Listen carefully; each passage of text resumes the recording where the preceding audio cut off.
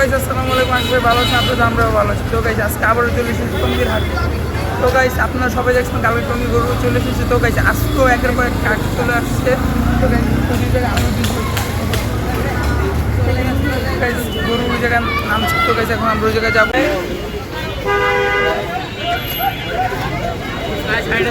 কোন দিক দুধ দেয় রে নাইমা।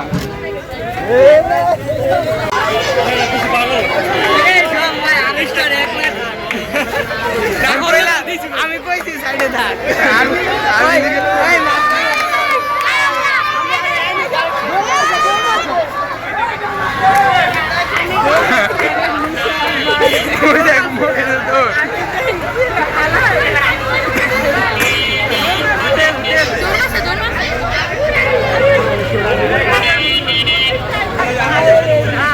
এই যে গাইস গরু কিছু কিছুর কারণে চারিদিকে হই হুল্লা বেঁধে যায়। তো গাইস অনেক চেষ্টা করে গরুটিকে ধরতে পারে ব্যাপারীরা।